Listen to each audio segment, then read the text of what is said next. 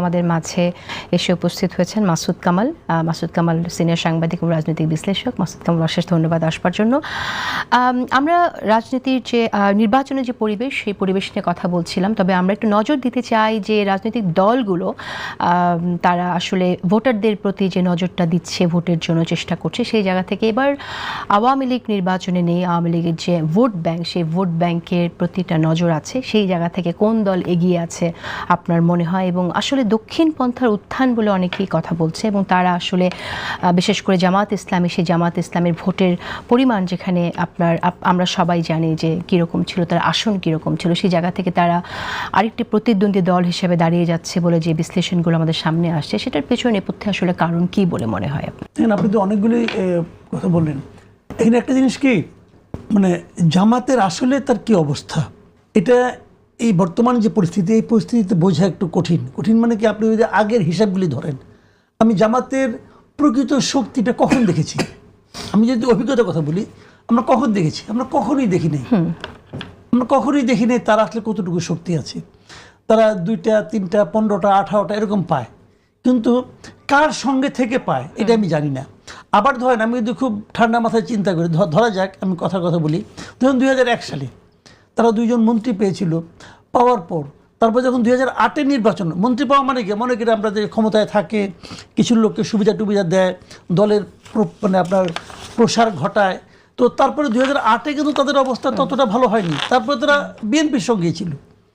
তো এই যে অবস্থাটা, কাজে জামাতের শক্তিটা এই মুহূর্তে যেহেতু আওয়ামী লীগ নাই, কাজেই আপনি বুঝবেন না। কিন্তু বাংলাদেশে এখন মানে আগে যখন থাকে, একটা সময় হয় কি, যে প্রধান যে দলটা, সেই দলটা থাকে তার সমর্থক, আর বাদ বাকিগুলি হয়ে যায় তার এন্টি। যেমন এখন হয়তো হবে বিএনপি আবার এন্টি বিএনপি, এরকম কিন্তু একটা হিসাব আপনি যদি করেন, তাহলে দেখবেন জামাত অনেক বড়। কিন্তু জামাত আসলে অত বড় না। আমি আপনাকে কয়েকটা কথা বলি। জামাত প্রথম থেকে ভালোই খেলছিল, তারা শেষ দিকে এসে 2-1টা মানে ভুল তাদের নিচে ভুল পদক্ষেপগুলোর মধ্যে সবচেয়ে বড় ভুল পদক্ষেপ হলো তারা এনসিপিকে সঙ্গে নিছে। এনসিপিকে সঙ্গে নিয়ে তারা একটা মারাত্মক ভুল, ব্লান্ডার আমি বলবো। কেন আপনি মনে করছেন ভুল করেছে তারা? প্রথম কারণ হলো, এনসিপিকে নেওয়ার কারণেই কিন্তু তাদের এখান থেকে বেসিক্যালি ইসলামী আন্দোলন বেরিয়ে গেছে। ইসলামী আন্দোলন কিন্তু অভিযোগ করছে, দেখেন ইসলামী আন্দোলনের যে জোট, 11 দলীয় যে জোটটা ছিল, সেই জোটে প্রথম ছিল 5টা দল, ইসলামী আন্দোলন ছিল উদ্যোক্তা, জামাত হলো ওখানে 6 নম্বর দল, ঠিক আছে। তারপরে 3টা দল, এই এনসিপি, এবি পার্টি এবং অলি আহমেদের এলডিপি, এই 3টা যে ঢুকছে এখানে, এটা ইসলামী আন্দোলন জানে না, জামাত নিজ দায়িত্বে ঢুকেছে।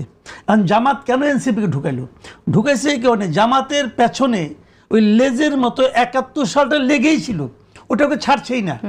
ওইখান থেকে বাঁচার জন্য সে 24কে জোড়া দিতে চাইছে, যে আমাদের পেছনে 24 আছে 71-এর বিকল্প হিসাবে। এইটাকে আনতে যাই যে জিনিসটা হয়েছে, 24 অগাস্ট মাসে সারা দেশে বিএনপির কিন্তু এক ধরনের চাঁদাবাজির অভিযোগ বিএনপির নেতাকর্মীদের বিরুদ্ধে ছিল। বিএনপি বলেন অথবা বিএনপির নামধারী বলেন, প্রচুর অভিযোগ ছিল, তারা চাঁদাবাজি করছে, গণমামলা করছে, আওয়ামী লীগের লোকজনকে হয়রানি করছে, এই ধরনের একটা অভিযোগ ছিল।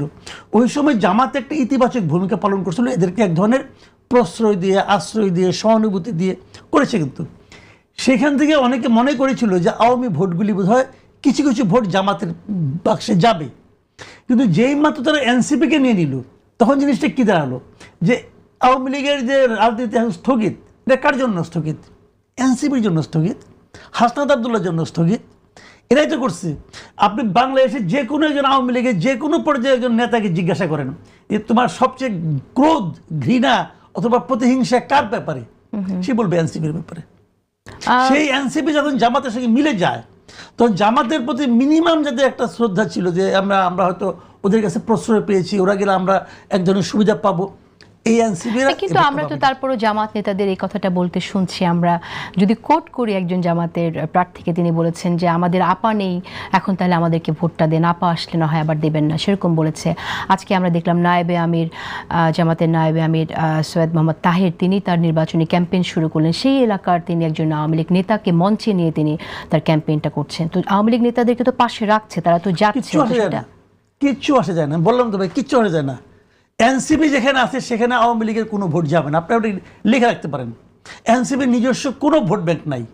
এনসিপির আছে কি কিছু বদনাম আছে, এই বদনামটা জামাত কিভাবে বহন করবে এটা জামাত জানে না। জামাত বললাম যেটা ব্লান্ডার ভাই, এই ব্লান্ডারের কারণে জামাত যতটুকু প্রতিযোগিতা আসতে পারতো সেটা আর পারবে না। ব্ল্যান্ডারটা কি জামাতের? ওই তো বললাম জামাতের ব্লান্ডারটা হলো যে ইসলামী আন্দোলনকে হারানো এবং আওয়ামী লীগের কিছু ভোট পাওয়ার যে একটা সম্ভাবনা ছিল সেটাকেও নষ্ট করা এনসিপিকে সঙ্গে নেওয়ার কারণে।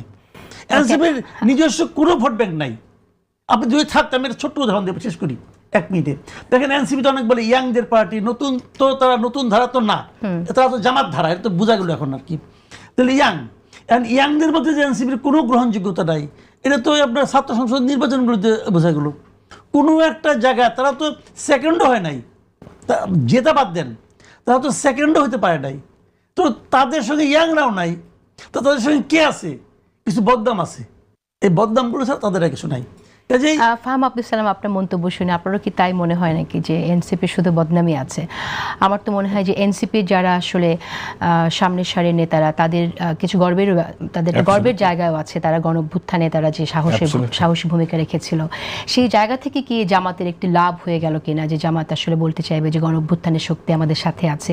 এবং পাশাপাশি যে কথাটি আসলে মাসুদ কামাল এখানে উল্লেখ করলেন যে ৭১-এর প্রসঙ্গ যদি আমরা আনি, সেই জায়গা থেকে আপনার কর্নেল অলি তাদের সাথে আছেন। তার এই যে নতুন সংযোজন তাদের জোটে, এর মধ্য দিকে তারা আসলে কিছুটা পাপমোচন বা দায়মোচনের দিকে যাচ্ছে কিনা? না, মানে আমি ৭১ সালের কথাটা একটু বাদ রাখি। আমি প্রথমে আপনার যে প্রশ্নটা, যে মানে ভোটারদের কাছে অন্তত সেরকম প্রতিমান হবে কিনা, মূলত তো এটা আসলে সম্ভব না। দায় তো আসলে ইতিহাস থেকে সেই দায় যাবে না। কিন্তু আপনার মানে জামায়াতে ইসলামীর যে জোটটা আমি যেভাবে দেখি, এই জোটটা আসলে একটা ইম্পসিবল জোট। কারণ এই জোটের মধ্যে ধরেন আপনি যখন ২০০১ সালে বিএনপি জামাত জোট করেছিল, তাদের কিন্তু একটা কমন এনিমি ছিল এবং কমন অবজেক্টিভ ছিল যে আমি যেভাবেই হোক আওয়ামী লীগকে আটকাবো। এখন এনসিপি কিংবা জামাত দুটো কিন্তু অ্যান্টি বিএনপি পলিটিক্যাল পার্টি না, মানে তাদের কিন্তু আইডিওলজিক্যাল, আমরা তো দেখছি দুটো পার্টি বিএনপির বিরুদ্ধেই তাদের বক্তব্য। ওটা হচ্ছে কি, যারা অনলাইন কর্মী, এই জিনিসটা কিন্তু মাথায় রাখতে হবে যে আপনার ভোটার আর অনলাইন কর্মী দুটো কিন্তু এক জিনিস না। আপনি যদি একজন অ্যাভারেজ জামাতের ভোটারকে গিয়ে জিজ্ঞেস করেন, কর্মী না, যে সে কিন্তু ওই বিএনপিকে ওই লেভেলে ঘৃণা করে না। যার একটা বড় প্রমাণ হচ্ছে শফিক সাহেব নিজে গিয়ে তারেক সাহেবের সাথে গিয়ে দেখা করেছেন। যদি ওই ঘৃণার সম্পর্কটা থাকতে হতো না। সেম গোজ উইথ এনসিপির সাথে। এবং এটা কিন্তু আমি ভালো জিনিসই মনে করি যে বাংলাদেশে আওয়ামী লীগের আমলে যে সমস্যাটা ছিল, যে কোনো সামাজিক কোনো ধরনের সম্পর্কই ছিল না, ওখান থেকে যে আমরা একটু উপরে উঠতে পেরেছি, এটা বেটার আমার দৃষ্টিতে। কিন্তু কথা হচ্ছে যে আপনার মধ্যে যদি ওই ইনডক্ট্রিনেশনটা না থাকে যে আমাদের সবার কমন এনিমি বিএনপি, তাহলে আপনাকে ভোটটা দিবে কে? কারণ এনসিপি তো ধরেন 30টা সিটে কম্পিট করছে, 270টা সিটে তো এনসিপি নাই। তো ওই 270টা সিটে তো মানে এনসিপির ভোটার আছে, তো তারা কি জামাতকে ভোট দিবে? আমার ধারণা যে খুব অল্প ভোট। আমি ভাইয়ের সাথে একমত যে মানে তাদের কোনো ডেডিকেটেড কোনো ভোট ব্যাংক নাই। এটা তৈরি হবে কারণ তারা একটা নতুন পলিটিক্যাল প্ল্যাটফর্ম, তাদের জার্নি অনেক সামনে পড়ে আছে। তো এখনো তাদের ওই মানে ভোট ব্যাংক নাই। কিন্তু আমি মনে করি না যে এই জোট হওয়ার কারণে যে তাদের মধ্যে একটা ভোট একাট্টা হবে। এবং তাছাড়া চরমনাই পীর সাহেব বেরিয়ে যাওয়াতে আমার কাছে মনে হয় যে জোটের যে ভোটের অঙ্ক, সেখানে জামাতের একটা বড় অসুবিধা সৃষ্টি হতে পারে কিছু কিছু আসনে। তো আমি মনে করি না যে এই জোট, একটা জিনিস মনে করি যে এনসিপির জন্য এটা খুব ক্ষতিকর হয়েছে। এনসিপির যে ব্র্যান্ডিং, সেই ব্র্যান্ডিং এর জন্য এই জোটে যাওয়াটা তাদের ক্ষতিকর হয়েছে। দেখা যাক। এবং যারা যদি ভোটে হারে, আমি মোটামুটি নিশ্চিত যদি এই ভোট নির্বাচনে যদি হারে, 2 সপ্তাহের মধ্যে তারা এই জোট থেকে বেরিয়ে আসবে এনসিপি, আমার অনুমান। এগেইন আমি নট শিওর।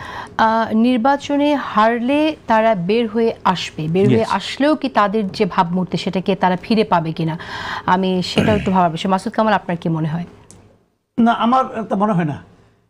নির্বাচনে হারলে এনসিপি জামাতকে ছেড়ে বেরিয়ে আসবে না, বরং তারা জামাত হয়ে যাবে। আমি কারণটা বলি।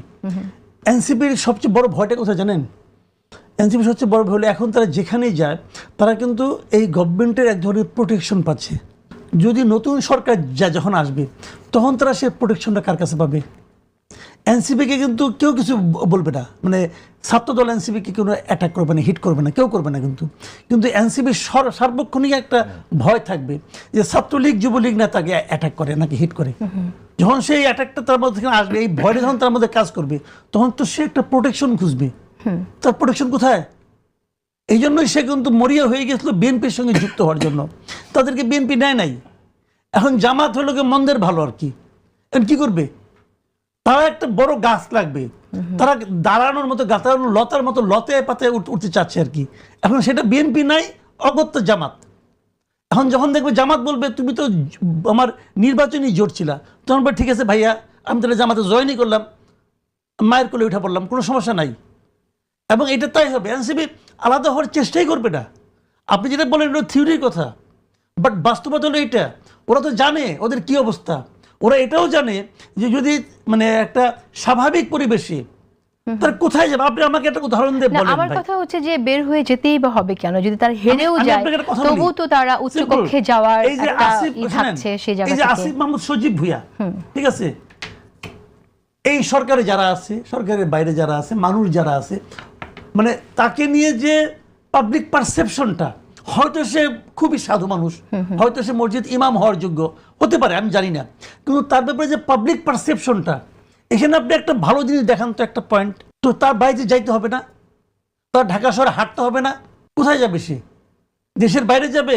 এই যে আওয়ামী লীগের লোকজন যারা দেশের বাইরে আছে, খুব বুক ফুলে আছে, বুক ফুলে আছে না, ওখানেও তো বাঙালি আছে না, বাংলাদেশের লোক আছে না, তারা তো লুকায় চুরে হাঁটে। তো এই বিষয়গুলো কিন্তু মাথায় রাখতে হবে ভাই। তাদের এখন একটা দরকার সাপোর্ট, যার ছায়ার নিচে সে হাঁটবে, এবং সেই জায়গাটা তারা জামাত ছাড়তে চাইলেও সে ছাড়তে চাবে না। ওই কম্বলের মতো আর কি, যে কম্বল তো আমার সারে না, ওরা বসে জামাতের জন্য কম্বল, যে না ভাই আমারে তুমি ছাড়ো না। আপনি মনে করছেন যে সেফটির দিক থেকে চিন্তা করে, নিরাপত্তার দিক চিন্তা করে অবশ্যই। তারা ছাড়তে পারবে না? আমরা ভাবতে চাই না যে বাংলাদেশের পরিস্থিতি এরকম হোক যে তার সেফটি চিন্তা করে কোনো বড় দলের আশ্রয় প্রয়োজন হোক। কারণ এটা তো তাদের কৃতকর্মের কারণে। ওকে, আমি অবশ্যই এর সাথে একমত না। আমি at any cost they are my brothers, এবং তারা আমাদের সহযোদ্ধা। আমি বিএনপির বলেন, জামাত বলেন, whatever they have done, 5ই আগস্ট আমাদের ডিফাইনিং মোমেন্ট, রাইট। এবং এই 5ই আগস্টের ডিফাইনিং মোমেন্টে যারা আমাদের সাথে ছিল তারা আমাদের brothers for ever. And Chhatra League বলেন, যুবলীগ বলেন, আওয়ামী লীগ বলেন, তারা যদি আমাদেরকে আক্রমণ করে, উই আর স্টিল টুগেদার। তাদের রাজনীতি এক সাইডে, আমি এনসিপির রাজনীতির সাথে একমত না, কিন্তু উই আর ব্রাদার্স।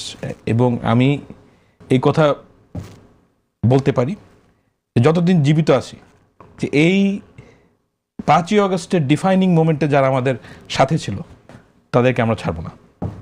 নিশ্চয়ই তাই। মাসুদ কামাল, তাহলে আমরা আওয়ামী ভোটে নজর যদি আমরা আমাদের আজকে টাইটেল এরকম সেদিকে যদি তাকাই, আপনি বলছেন যে জামাত এনসিপি জোট হওয়ার কারণে জামাত যে আওয়ামী ভোটটা পেত সেটা পাচ্ছে না। তাহলে কি মনে হয় যে আওয়ামী লীগের ভোটটা কোন দিকে যাবে? প্রশ্নটা এই জন্যই করছি কারণ আমরা দেশে বিদেশে নানান রিপোর্টে দেখতে পাচ্ছি যে ঐতিহাসিকভাবে জামাতের ভোট বেড়ে গেছে। জামাত এমন কি করেছে যে জামাতের ভোট এতটা বেড়ে যেতে পারে? এটাকে আপনি কিভাবে দেখছেন? এই তথ্যগুলো, বিশ্লেষণগুলো ঠিক না, নাকি এমন কিছু হচ্ছে আওয়ামী লীগের ভোট আসলে সেদিকে যাবে, অসাধারণ মানুষের ফ্লোটিং যে ভোট আছে তাদের দিকে যাবে? যদি যায় সেটা কি কারণে? দেখেন, আমি এখানে দুটো বিষয়, একটা হলো আওয়ামী লীগের ভোট কোন দিকে যাবে, আর 2 নম্বর কথা হলো যে জামাতের ভোট কেন, এই চেঞ্জটা কেন আসছে। আমি আওয়ামী লীগের ভোট সম্পর্কে আগে বলি। আওয়ামী লীগের যে ভোট, সেই ভোট যেগুলো আওয়ামী লীগের ভোট, মানে যারা আওয়ামী লীগ ছাড়া আর কাউকে ভোট দেয় না, এতদিন দিত না, অথবা আওয়ামী লীগের সরকারের কাছ থেকে নানা ধরনের সুযোগ সুবিধা পেয়েছে, ধান্দাবাজি করেছে, সমাজে তো আছে এরকম অনেক।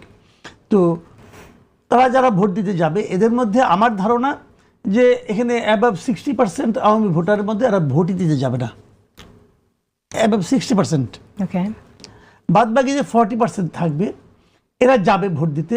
এদের মাঝখান থেকে বড় জোর 5% ভোট জামাত পাবে, বড় জোর 5%, মানে কি যারা মনে করেন ওই খুব ব্যক্তিগতভাবে তাদের দ্বারা উপকৃত হয়েছে এই সময়ে 5% ভোট পাবে। আর যে 30% ভোট আছে আপনার, 35%, সেগুলো কিছুটা পাবে বিএনপি, কিছুটা পাবে জাতীয় পার্টি। জাতীয় পার্টির কিন্তু আমরা সবাই মানে গুণার মধ্যে ধরতেছি না, একটু ধরেন, জাতীয় পার্টি দেখেন না, আপনি শেষ যেহেতু মুহূর্তে বলেছেন তাহলে তো ধরতেই হবে। না, আমি আমার যেটা ধারণা আর কি, জাতীয় পার্টিকে কিন্তু আওয়ামী লীগের লোকজন যে ভোট দিয়ে আসবে, লাঙ্গল মার্কা যখন দেখবে না, নৌকা মার্কা পাবে না, লাঙ্গল মার্কা যে চট করে দিয়ে আসবে। জামাতের সমস্যাটা কি আমি বলি আপনাকে, 8 ডিসেম্বরের পর এদেশের ভোটাররা দাঁড়িপাল্লা মার্কাটা দেখে নাই। এটা হলো রিয়েলিটি একদম, ঠিক আছে। বাংলাদেশের অনেক ভোট এখনো গ্রামে যায় না, আপনি এখন অনেক ভোট কিন্তু মার্কায় হয়। আমরা অনেক সময় দেখি কিন্তু এরকম যে গ্রামের একজন বৃদ্ধা মহিলার কাছে একজন প্রার্থী গেছে, বৃদ্ধা মহিলা বলতেছে, বাবা তুমি তো লোক ভালো, তোমায় তো আমি ভোট দিতাম, কিন্তু তোমার মার্কাটা ভালো হয় নাই। আমার শ্বশুরকে এই কথাটা বলছেন এক মহিলা, বলছে না? বৃদ্ধা মহিলা, যে আপনার তো সব কিছু ভালো, কিন্তু আপনার মার্কাটা কেন নৌকা না? এই যে মার্কাটা ভালো হয় নাই, এটা কিন্তু বলে গ্রামের মানুষ মার্কা চিনে, এখনো মার্কা চিনে। এটা আমি আপনি হয়তো আমাদের বুদ্ধিতে আমরা বুঝবো না, বাট এটা রিয়েলিটি। তো সেখানে আপনার 2009-এর পরে আপনি দেখেন দাঁড়িপাল্লা মার্কা কোথাও নাই, ওই হাইকোর্টের উপরে ছোট্ট করে আসা কোথাও নাই। ওদের দলীয় মার্কা পর্যন্ত ওদের কাছ থেকে কিন্তু নিয়ে নিছিল হাসিনা গভর্নমেন্ট। হ্যাঁ, আচ্ছা, তাহলে ধানের শীর্ষ কিন্তু 18 সালে একটা নির্বাচন করছিল, মার্কাটা তো বাজারে ছাড়ছিল, এবং বিএনপি তো অনেক মিটিং টিটিং করতো, সব মিটিং এর লোকজন কিন্তু মানে জীবন্ত ধানের শীষটি হাজির হইতো। কিন্তু ধানের শীষ কিন্তু মার্কা আছে, কিন্তু দাঁড়িপাল্লা মার্কা কেউ চিনে না, বরঞ্চ দাঁড়িপাল্লার চেয়ে লোকে হাত পাখা চিনে বেশি।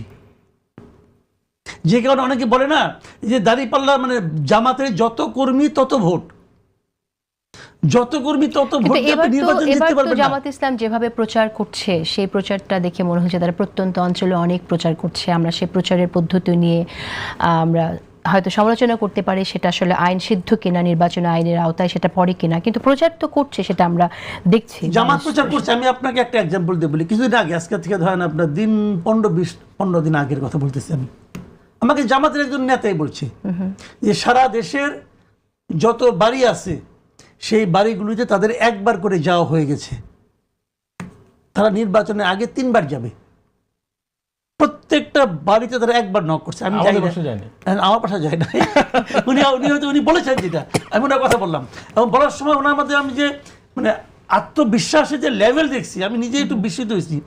কিন্তু আবার আমার শ্বশুরবাড়িতে গেছে, আমার শ্বশুরবাড়ি হলো আপনার বগুড়ায়, বগুড়া সারিয়া কিনতে, ওই বাড়িতে ওনারা বহুবার গেছেন, ঠিক আছে। কাজে একদম আমি ঢাকা শহরে তো যাই নাই, কিন্তু গ্রামের দিকে গেছি রে ভাই, গ্রামের দিকে ওই জামাতের মহিলারা বিশেষ করে গেছেই, ওনারা কিন্তু মহিলাদের মধ্যে অনেক কাজ করছে।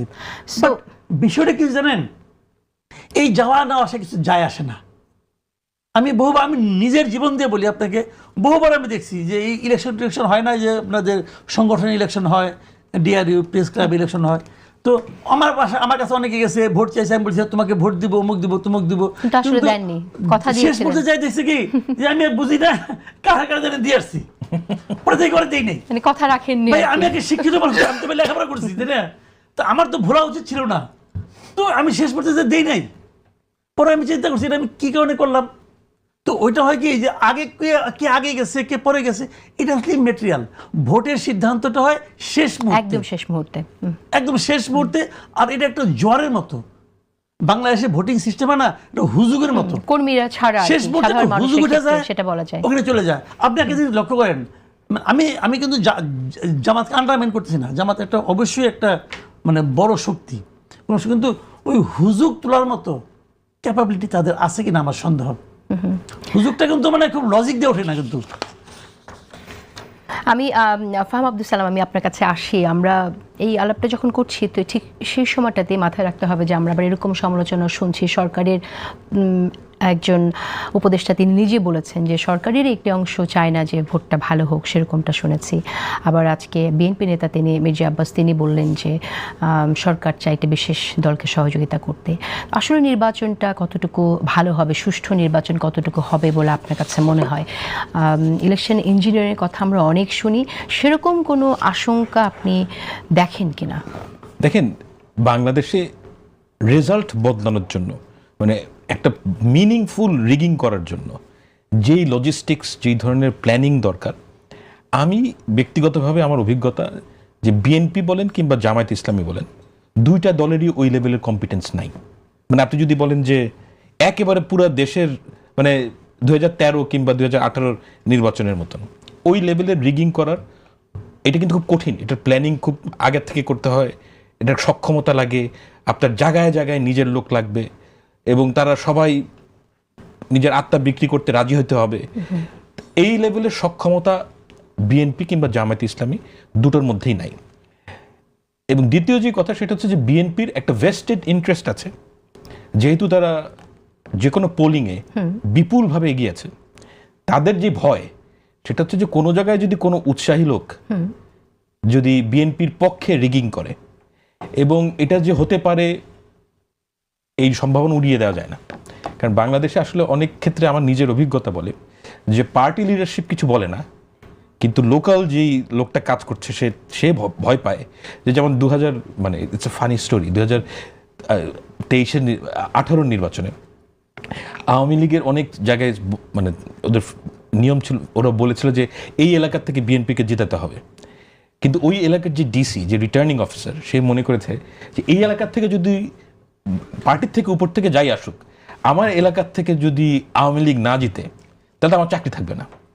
তো সে ওখানেও রিগিং করেছে। তো যে কথাটা আমি আসলে খুব ছোটভাবে বলতে চাই যে বড় লেভেলের রিগিং হবে না, ওই বড় লেভেলের ইলেকশন ইঞ্জিনিয়ারিং হবে না, কিন্তু ছোটখাটো ভুল ত্রুটি বহু জায়গায় থাকবে। ওকে, কিন্তু আমরা এই যে শুনি, আমরা অনেক শুনছি এটা যে প্রশাসনে অনেক লোক রয়ে গেছে যারা আসলে প্রশাসন নিরপেক্ষ না, মোটা দাগে এই কথাটা আমরা শুনছি। তাহলে আমরা কি করে বুঝবো? আর এই তো অভিযোগ আছে যে সুপ্ত থাকার অভিযোগ, কে সুপ্ত হিসেবে কার এজেন্ট সেটা কিভাবে আসলে দ্যাট ইজ ট্রু। মানে আমি মানুষের যে প্রচেষ্টা নাই সেটা বলছি না, প্রচেষ্টা আছে, কিন্তু আপনার প্রচেষ্টা থাকলেই সাধারণ মানুষকে আপনি আটকাতে পারবেন না। মানুষের 5ই আগস্টের পরে একটা সচেতনতা সৃষ্টি হয়েছে, সে ভোট দেওয়ার জন্য উন্মুখ হয়ে বসে আছে। এই যে তার যে নতুন কনসিয়াসনেস, সেইটার এগেনস্টে আপনি একটা ছোট্ট কেন্দ্রে যেতে পারেন, কিন্তু পুরো দেশে এই ধরনের ইঞ্জিনিয়ারিং করা আমার কাছে মনে হয় না সম্ভব। ওকে, মাসুদ কামাল ভাই, আপনার মন্তব্য শুনতে চাই। সুপ্তগুপ্তর এই অভিযোগ থেকে আমরা কি করে বের হব? অভিযোগ না তো, গুপ্ত তো আছে। আপনি আমাকে বলেন যে আওয়ামী লীগের মধ্যে জামাতে শিবিরের লোক ছিল না? ছিল তো। আচ্ছা, আপনি একটা কথা মনে আছে কিনা আমি জানি না, ওই সময়ে যখন নাকি সাদিক ক্যাম্প বের হলো যে সে জামাতের সভাপতি, ফরহাদ সেক্রেটারি ঢাকা ইউনিভার্সিটি যখন বলা হলো, তখন ছাত্রদলের সভাপতি রাকিব একটা কথা বলছিল। সে বলছিল যে বিগত 15 বছরের জামাতের কমিটির নামটা আমরা একটু দেখতে চাই। Fair question. এবং এই কোশ্চেনে বলার পরে জামাতের পক্ষ থেকে কি বলে, সাদিক ক্যাম্প কি বলছে, আমার নেতাকর্মীদের সবাইকে বলছে আপনারা ধৈর্য ধারণ করেন। এটা কি ওই প্রশ্নের উত্তর হইল? হইল না। তাহলে তারা নামগুলি বললো না কেন? বললো না এই কারণে 15 বছর আগে শিবিরে যে সভাপতি, সে হয়তো এখন বিএনপি অথবা আওয়ামী লীগের বড় কোনো পদে আছেন। কারণ উনি তো ছাত্রলীগের পরিচয় ছিলেন, ওনারা তো ছাত্রলীগের পরিচয় ছিলেন। ছাত্রলীগের পরিচয় থাকলে কোথায় যাবে? ওদিকে যাবে, অথবা বিএনপিতে কেউ হতো। আর যারা নাকি আওয়ামী লীগে যায়নি আর ছাত্রলীগে যায়নি গুপ্ত থাকতে পারে, তার জন্য তো বিএনপি অথবা ছাত্রদলে যাওয়া আরো সহজ। কারণ এখানে তো আপোষ কম করতে হবে, কারণ বিএনপির সঙ্গে তাদের তো আগের থেকে একটা জানাশোনা ছিল, একসঙ্গে রাজনীতি করছে, একসঙ্গে নির্বাচন করছে। যে বিএনপির মধ্যে গুপ্ত আছে, গুপ্ত আছে। এবং আমি তো মনে করি বিএনপির একদম খুব কেন্দ্রের মধ্যে গুপ্ত আছে, অনেকে আছে যারা নাকি ওই গুপ্ত হিসেবে কাজ করছে। আপনি আমাকে বলেন গুপ্তচর কারা হয় সারা দুনিয়াতে? আপনি দেখেন গুপ্তচর কই? গুপ্তচর কি গ্রামাঞ্চলে পাঠায় নাকি? মনে করেন যদি মনে করেন ইন্ডিয়ার রয়কে পাঠায়, কিন্তু গ্রামের কৃষক বানাবে? তত বানাবে না, সরকারের মধ্যে নিবে, উচ্চ পদে বানাবে না।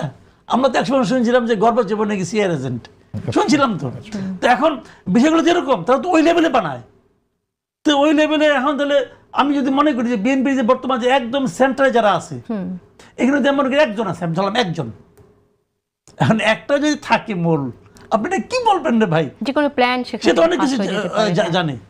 আমরা তো এরকম শুনতাম অনেক সময় আগে, এরকম শুনতাম যে মানে যাই হোক বলা ঠিক, আগে শুনতাম শোনা কথা যে ওই বিএনপির হয়তো আপনার কোনো একটা বড় গুরুত্বপূর্ণ মিটিং হচ্ছে, একজন নাকি আসতে করে মোবাইল ডাউন করে রাখছে, ওদিক দিয়ে আরেকজন শুনতেছে। তো তারপরে নাকি শুনছি যে একজন লিডার বলছে আপনি মোবাইলটা অফ করেন, এরকম কথাও বলা হয়েছে। এগুলো বেসিক্যালি শোনা কথা না, এটা আমরাও শুনেছি। একদম আমি একদম হাওয়ার উপর বলতেছি। জন্য ফাহাম আব্দুল সালাম, আমি আপনার কাছে আসি। যে কথাটি আসলে মাসুদ কামাল বলছিলেন যে বিএনপির ভেতরেও জামাতের গুপ্ত নেতারা আছেন, এটা আসলে তাহলে বিএনপির কি করা উচিত বলে আপনি মনে করেন? সেক্ষেত্রে দেখেন বিএনপি কি করে এই গুপ্ত সুপ্তকে আইডেন্টিফাই করবে? ওইটা একটু পাশে রাখি। মানে আমার কাছে মনে হয় না, হাসি লাগে আমার কাছে যে জামাতে ইসলামীর অ্যাক্টিভিস্টরা মনে করে যে গুপ্ত থাকাটা খুব কৃতিত্বের বিষয়। আসলে এটা ভীষণ কাপুরুষের কাজ প্রথমত। দ্বিতীয়ত হচ্ছে গিয়ে যে বাংলাদেশের রাজনীতিতে সবচেয়ে বড় মার্কার কি, সেই মার্কারটা হচ্ছে গিয়ে এই সমাজে যারা প্রতিষ্ঠিত মানুষ তারা তাদের নাম লেন্ড করবে কিনা, অর্থাৎ যারা অলরেডি প্রতিষ্ঠিত হয়ে আছেন তারা আপনার কজে সামনে আসবে কিনা। আমরা জামাতি ইসলামের ক্ষেত্রে আমি যে জিনিসটা দেখি যে যারা আগের থেকেই জামাতি হয়ে আছে, বিভিন্ন জায়গায় চাকরি টাকরি করছেন, তারা সামনে আসেন, কিন্তু কোনো নতুন মানুষ তাদের নাম লেন্ড করেন না। কেন করেন না? কারণ জামাত ইসলামী নামটার সাথে একটা ব্যাপক রকমের স্টিগমা আছে। এই স্টিগমা কাটানোর তারা চেষ্টা করছে এবং তাদের যেই মূল অস্ত্র সেটা হচ্ছে ন্যারেটিভ ওয়ার। এবং ন্যারেটিভ ওয়ারে তারা দেখেন এটা একটা চলমান বিষয় এবং নির্বাচনের আগ পর্যন্ত বোঝা যাচ্ছে না, নির্বাচনের পরে আপনি বুঝতে পারবেন যে আসলেই ন্যারেটিভ ওয়ার কতটা কাজে দিয়েছে অথবা দেয় নাই। আমি ব্যক্তিগতভাবে নির্বাচন জেতার জন্য ন্যারেটিভ ওয়ারকে খুব বেশি গুরুত্বপূর্ণ মনে করি না, কারণ এটার লিমিটেশন আছে। যে ডোর টু ডোর গিয়ে ভোটারকে ইন্টারঅ্যাক্ট করতে পারে, যারা লেগ ওয়ার্ক বেশি করবে তারাই নির্বাচন জিতবে বলে আমার ধারণা। আর আপনি যেটা বললেন যে বিএনপির ডোর টু ডোর যারা যাচ্ছে তারা যে ন্যারেটিভ ওয়ার্কে পারসু করবে না, সেখানে নিয়ে যাবে না, সেটাই বা আমরা কেন ভাবছি না? ওইভাবে বাংলাদেশের মানুষ ভোট দেয় না। বাংলাদেশের সাধারণ মানুষ কোনো ন্যারেটিভ দিয়ে ভোট দেয় না। সে দেখে যে তার এলাকার শক্ত প্রার্থীকে, হয়তো ঢাকার কিছু প্রার্থী এভাবে দেখতে পারে, কিন্তু বাংলাদেশের সাধারণ মানুষকে আমি দেখেছি তাদের চাওয়া হচ্ছে গিয়ে অ্যাবসলিউটলি কনফিডেন্ট অ্যাবাউট ইট, আমি 20 বছর ধরে দেখছি তাদের চাওয়া হচ্ছে গিয়ে মেজরিটি অফ ভোটার্স আমার ইমিডিয়েট প্রবলেমের সলিউশন কে দেবে, এখানে একটা ব্রিজ কে বানায় দিবে, এখানে চাকরি কে দেবে। তো এই যে চাকরি দেওয়ার যে কাজটা, এই প্রতিশ্রুতিগুলো তো আসলে সব দল থেকেই সবসময় যারা প্রার্থী তারা দেয়, এক গাদা প্রতিশ্রুতি তৈরি করে সামনে নিয়ে আসে। বাংলাদেশের সাধারণ মানুষের একটা অ্যাসেস করার ওয়ে আছে, সেটা হচ্ছে কি যে কোন লোকটা লোকালি প্রভাবশালী লোক। এবং এই জিনিসটা আপনি যখন প্রি নির্বাচন যখন সার্ভে করা হয়েছে তখন আমি স্পষ্টভাবে দেখেছি যে এই যে মানুষের একটা ধারণা আছে যে পলিটিক্যাল পার্টিগুলো কেন মানে ইমামদেরকে দেয় না আর কি, নমিনেশন দেয় না। বাংলাদেশের মানুষ ইমামদেরকে চায় না, এইটা হচ্ছে কি বাস্তবতা। বাংলাদেশের মানুষ ওই মানে বিশাল ভালো মানুষদেরকে ক্ষমতায় চায় না। তারা যেটা চায়, আমি নিজের চোখে যেটা দেখেছি সেটা হচ্ছে গিয়ে ওই এলাকার একদম ক্ষমতাশালী এবং প্রভাবশালী নেতা যিনি আগের থেকে স্ট্যাবলিশড। এবং এই যে চাওয়া, আমার কাছে মনে হয়নি যে তারা ন্যারেটিভ দিয়ে খুব বেশি সোয়েড হয়। ন্যারেটিভের থেকে অনেক বেশি জরুরি ব্যাপার হচ্ছে এমন লোককে নমিনেট করা যিনি লোকালি, যার আগের থেকে প্রভাব রয়েছে। এবং এটা একটা চমৎকার ব্যাখ্যাও আছে। ধরেন আপনি যদি 15 বছর ধরে রাজনীতি করেন, বাংলাদেশের যে রাজনীতির ধরন, আপনার ওই লোকাল এলাকার অনেককে চাকরি দেবেন, অনেকের চিকিৎসা করাতে হবে আর কি আপনাকে। এই কাজগুলো করে আপনার একটা নেটওয়ার্ক তৈরি হয়। এই নেটওয়ার্কটা আপনি 10 মাসে এসে কোনোভাবেই রিপ্লেস করতে পারবেন না। বাংলাদেশে এমন কোনো শাহরুখ খান নাই যে 10 মাসে এসে ওই জিনিসটাকে রিপ্লেস করে ফেলবে। তো যে যেভাবেই বলুক, আলটিমেটলি লোকালি শক্তিশালী প্রার্থীর এইটার কোনো বিকল্প এখন পর্যন্ত তৈরি হয়নি। আপনি সমালোচনা করতে পারেন। আপনার একটা প্রশ্ন ছিল যে বিএনপির ভিতরে যদি গুপ্ত সুপ্ত থাকে, ওয়েল, গুপ্ত সুপ্ত থেকে আসলে পৃথিবীতে কিছু করা যায় না, এটা লুজারদের কাজ। এবং এটা আপনি ডিফিট মেনে নিচ্ছেন। গুপ্ত সুপ্ত থাকার কারণে বহু রাজার পরাজয় হয়েছে, আমরা দেখেছি না ইতিহাসে। তো ওটা মানে ওই লেভেল, ওটা একটা ভিন্ন লেভেল। ওইটা একটা স্পেসিফিক অপারেশনে আপনার গুপ্ত সুপ্ত থেকে লাভ আছে, শাসকেরা ফেল করে, সেটাও হয়। মানে আপনি নিজেকে কতটা ডিমিন করছেন যে আপনাকে লুঙ্গির তলায় লুকায় থাকতে হয়, তাই না? মানে এটা বীর পুরুষের আর মুসলমানের সাথে যায়ই না। তো এই যে ধোকা দেওয়ার রাজনীতি, এগুলাকে আমি কখনোই গোনায় ধরি না। এগুলা খুবই লো লেভেল পিপল। এটা কোনোদিন পৃথিবীতে কিছু করতে পারে না, হয়তো একটা চাকরি টাকরি পাবে, এগুলোতে খুশি থাকবে, দ্যাটস ইট। আমার মনে হয় আপনি একটু বেশি ছোট করেই দেখলেন। ছোটদেরকে ছোট করেই তো দেখতে হবে। এগ্রি করছি না আমি। মাসুদ কামাল, আমি আপনার কাছে আসি যে ফাহাম যেটা বললেন যে ন্যারেশন খুব একটা কাজে দেবে না, প্রার্থী আসলে যোগ্য প্রার্থী কিনা তা সেটাই সাধারণ মানুষ দেখবে, নিশ্চয়ই সেটা দেখবে, কিন্তু ন্যারেশনও কাজে অনেক সময় দেয়, আমরা দেখেছি। সেক্ষেত্রে এবার আমরা দেখলাম যেটা ন্যারেশন ডেভেলপ করার চেষ্টা করা হলো অনেক, জামাতের যে জোট, সেই জোট থেকে একটা ন্যারেশন ডেভেলপ করার চেষ্টা করা হলো, এখনও হচ্ছে। আমরা প্রত্যন্ত অঞ্চলে শুনছি একরকম যে অনেকে বলছে ইসলাম কায়েমের জন্য জামাত ইসলামে ভোট দেওয়ার কথা বলছে, আবার ন্যারেশনের দিক থেকে আমরা সংস্কারপন্থীদের পক্ষে ভোট চাই, সংস্কারের বিপক্ষে যারা আছে তাদেরকে বর্জন করুন, এই কথাগুলো আছে। আপনার কাছে কি মনে হয় ভোটাররা কতটুকু প্রভাবিত হবে? দেখেন, আমি বলি অনেকগুলি আপনার হুজুগই তোলা হচ্ছে, তবে যে হুজুগটা মোটামুটি কার্যকর, যে নাকি জামাতের এই বক্তব্যটা অনেকে খেয়েছে এবং অনেকে বলছে, সেটা হলো যে এদেরকে তো দেখেছি, এখন এটাকে একটু দেখি। এই বক্তব্যটা মোটামুটি পাবলিক কিছু খাচ্ছে, যে বিএনপিকে দেখেছি, আওয়ামী লীগকে দেখেছি, জাতীয় পার্টিকে দেখেছি, জামাতকে কখনো দেখা হয় নাই, দেখি না ওরা কি করে। এই হুজুগটা কিন্তু জামাত আবার ছড়াচ্ছে, খুব টেকনিক্যালি ছড়াচ্ছে। আমাকে ওই দিন আমি ওই দিন সোশ্যাল মিডিয়াতে একজন দেখলাম, একজন এরকম বলতেছেন যে উনি শাহবাগে উঠছেন, একটা রিক্সায় উঠছেন, হ্যাঁ, ওটা আপনার চোখে পড়ছে কিনা দেখছি। উনি বলছে যে ওই বলতেছে তুমি কাকে ভোট দিবা, কি সবাইকে দেখলাম, এবার জামাতকে একটু দেখি। পরে তাকে আবার টাকা টোকা দিয়ে সে আবার স্বীকার করছে এটা ঘটনা কীরকম, এরকম নাকি হচ্ছে। তাকে বলে আপনি সারাদিনে কত টাকা পান, 800 টাকা পান, 1000 টাকা পায়, তাকে 2000 টাকা দিয়ে দেয়। আপনি খালি যাত্রীকে এই কথাটা বলবেন, সবাইকে তো দেখলাম, এবার ওনাদেরকে দেখি, এইটুকু বলবেন, আর কিছু না।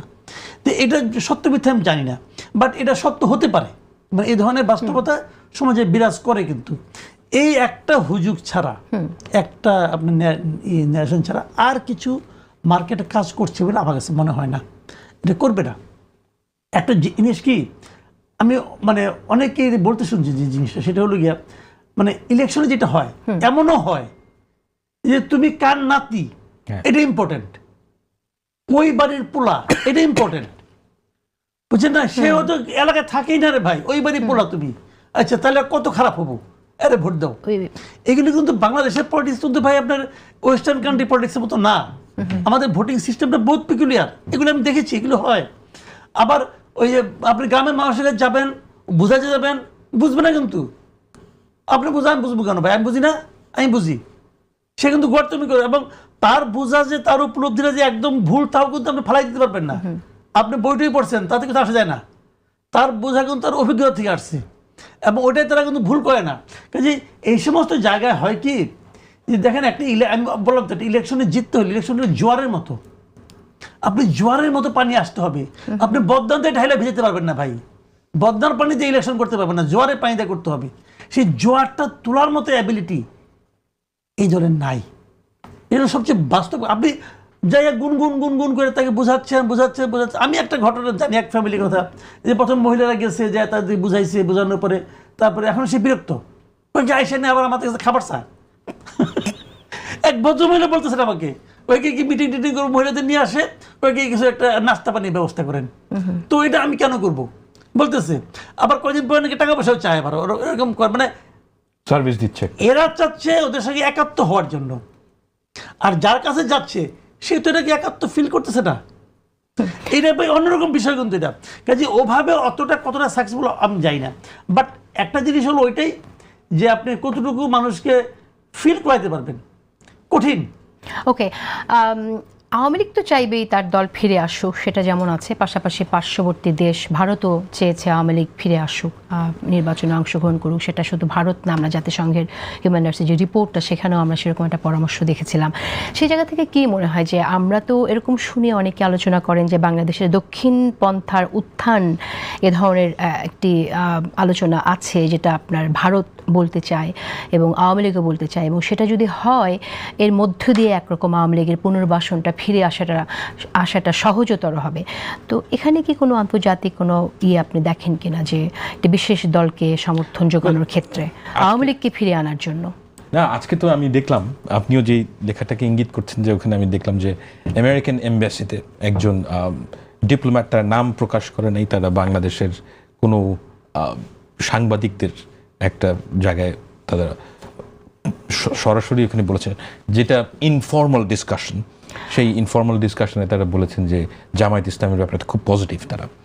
নাও এই ব্যাপারটাকে আমি সাদা মানুষদের লেন্সে দেখতে হবে জিনিসটাকে। এই ব্যাপারগুলো যে সবসময় খুব সুদূর প্রসারী ষড়যন্ত্রের অংশ তা না। এখানে একটা ব্যাপার হচ্ছে সাদা মানুষরা যেভাবে ডেমোক্রেসিকে বোঝে সেটা হচ্ছে একটা দেশে আপনার পলিটিক্যাল ফোর্সগুলোকে অ্যাক্টিভেট করতে হবে অনেকগুলো যদি থাকে। তবে আপনি যে রেফারেন্সটা দিলেন এর বাইরেও যদি আমরা বলি, আমরা ভারতের রেফারেন্সটা আমি টেনেছি, সেই জায়গা থেকে ওরা তো স্পষ্টই বলেছে যে আওয়ামী লীগের এবার নির্বাচনে থাকার ব্যাপারে আমরা কিন্তু স্পষ্ট দেখেছিলাম যে ইন্ডিয়ার দিক থেকে এবং ইন্ডিয়া খুবই পজিটিভ আওয়ামী লীগ, কিন্তু আওয়ামী লীগের পক্ষে ফিরে আসা আমি মানে বিদেশি আবার আমরা কিন্তু জামাতের নেতার সাথে ইন্ডিয়ার কূটনীতিবিদের মিটিং এর কথাও আমরা শুনেছি। ইয়েস, এবং আমি জানি মানে আরো নেতা রয়েছে যাদের সাথে ভারতীয় পার্লামেন্ট মেম্বাররা বাংলাদেশে এসে দেখা করেছেন, এগেইন গুপ্ত সুপ্ত ভাবে হোয়াটএভার ইউ সে। এগুলো হয়, এগুলো নিয়ে এত মানে উতলা হওয়ার কিছু নাই। একটা স্বাধীন রাষ্ট্রে এই ধরনের ঘটনা ঘটবেই। কিন্তু যে ব্যাপারটা আপনি ইঙ্গিত করতে চাইছেন যে বাংলাদেশে যদি আমরা একটা ডেমোক্রেটিক ফ্রেমওয়ার্ক তৈরি করতে চাই, আমাদেরকে বুঝতে হবে যে এখানকার ফোর্সগুলো কী হবে। সো ফার দেয়ার আর 3 ফোর্সেস, এনসিপি, বিএনপি এবং জামায়াতে ইসলামী। আমি মনে করি না, আমি মাসুদ কামাল ভাইয়ের সাথে একমত যে এনসিপি এখন পর্যন্ত তাদের যে প্রমিস ছিল সেটাতে ব্যর্থ হয়েছে পলিটিক্যালি। তো বিএনপি এবং জামায়াতে ইসলামী যদি এই ফোর্স না থাকে, আপনি যদি একজনকে রাজনৈতিক ডানপন্থার উত্থানের আটকাতে গিয়ে যদি জামায়াতে ইসলামীকে আপনি সাপ্রেস করেন, এইটা দেশের জন্য ভালো না। দেশের জন্য ভালো না এই কারণে, আমার কাছে মনে হয় যে জামায়াতে ইসলামীকে ডানপন্থার উত্থান আটকানো প্রয়োজন, কিন্তু নট নেসেসারিলি সেটা অনেক ওয়ে আছে। আমি মনে করি যে law and order, strict law and order is good enough. কিন্তু পলিটিক্যাল রিটোরিক দিয়ে যখন আপনি ডানপন্থাকে মোকাবেলা করতে গিয়ে জামায়াতে ইসলামীকে ডিলেজিটিমাইজ করবেন, এটার যেই সুদূর প্রসারী ইফেক্ট সেটা ভালো হবে না। কারণ আমরা অলরেডি আওয়ামী লীগ নামক দলটাকে মনে করছি যে ওই নামে অ্যাটলিস্ট সে পলিটিক্স করতে পারবে না। কারণ সব ফ্রন্টে শত্রু বানায় দেশ এক অকার্যকর দিকে যাওয়া, এটা কোনো বুদ্ধিমানের কাজ না। Let's commit to the system, এবং এই সিস্টেমের মধ্যে কিছু ফান্ডামেন্টাল আমাদের একমত হতে হবে। এই বিষয়গুলো একমত হতে হবে। জামাতকে রেগুলার পলিটিক্স করতে দিতে হবে। তারা যদি এই গুপ্ত না, আমি বলছি ফার রাইটের পলিটিক্স করে, আই এম কনফিডেন্ট বাংলাদেশের মানুষ এক্সট্রিমিস্ট না বাই নেচার। আপনাকে অনেকভাবে গালি দিতে পারেন, কিন্তু সে ওই চরমপন্থার রাজনীতিকে, এটা খুব ছোট্ট একটা ফোর্স এই কাজটা করতে চায়, এবং তারা কিন্তু খুব একটা সফল হয় না। বাংলাদেশের রাজনীতি tends to centre around the middle, তো ওই দিকেই আসবে। এবং বিএনপিকে আমি একটা কথা বলি যে তাকে সেন্টারটা ধরে রাখতে হবে। তারা যেন এই জামায়াতে ইসলামের প্রলোভনে পড়ে ফার রাইটের দিকে চলে না যায়। সেন্ট্রিস্ট পলিটিক্স একটা নির্দিষ্ট ধরনের পলিটিক্স, এই পলিটিক্স করার জন্য সেন্ট্রিস্ট পলিটিক্স মানে এই না যে আপনার কোনো আদর্শ নাই। সেন্ট্রিস্ট পলিটিক্স সবাইকে সাথে নিয়ে যে রাজনীতি তারা করতে চাইছে সেটাই।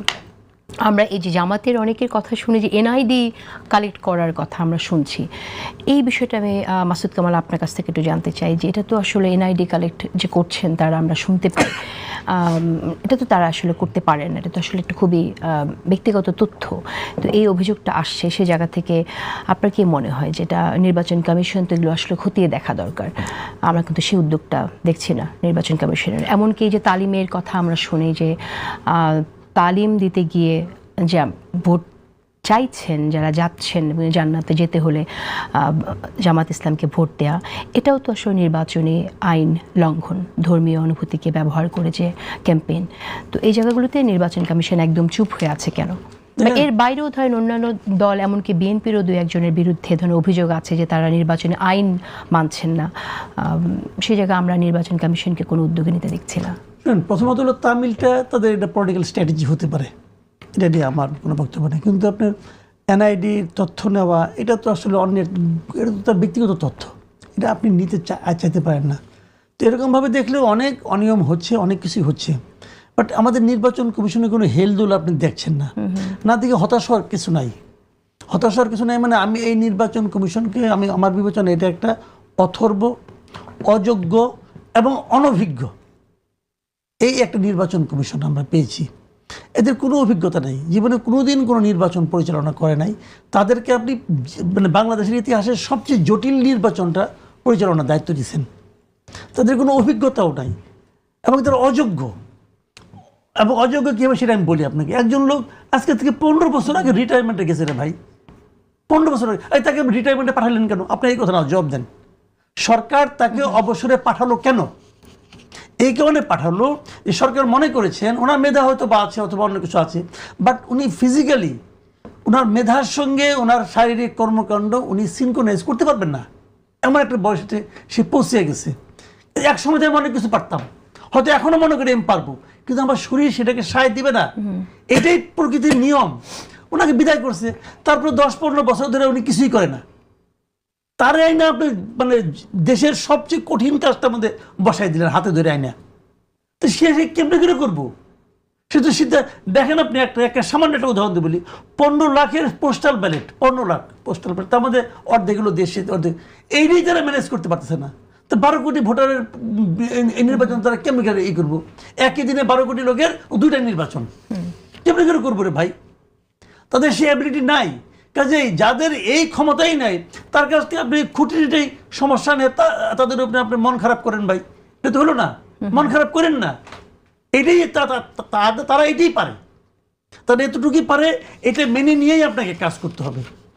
তাদের কাছ থেকে আশা করতে কোনো লাভ নাই না। এটা এবার প্রথম আমরা প্রবাসী ভোটারদের ভোটাধিকার পেতে দেখলাম, কিন্তু সেখানেও সেটা সমালোচিত হলো। এটা কি প্রথম হিসেবেই এখন সবাই মেনে নেবে, নাকি আসলে বিএনপি যে দাবিটা ছিল সেই দাবি তো আসলে নির্বাচন কমিশন এখানে মানলো না? আপনার কাছে কি মনে হয়? যদিও আমরা জানি যে প্রবাসী ভোটারদের যে ভোট সেটা একেবারে অনেক বিপুল ভোট না, কিন্তু তারপরও এটা ম্যাটার করে, নিশ্চয়ই ম্যাটার করে, কারণ আমরা জানি যে ভোটের হার জিতের খেলায় একটা ভোটও কখনো কখনো গুরুত্বপূর্ণ। আমি মনে করি না এবার ইলেকশন যেদিকেই জিতুক ওই লেভেলে হাড্ডাহাড্ডি নির্বাচন হবে, আমি মনে করি না। এবং এই বেলুনটা 12 ফেব্রুয়ারির পর ফুটবে, অনেকেই এটা তখন বুঝবে যে হাড্ডাহাড্ডি হবে না।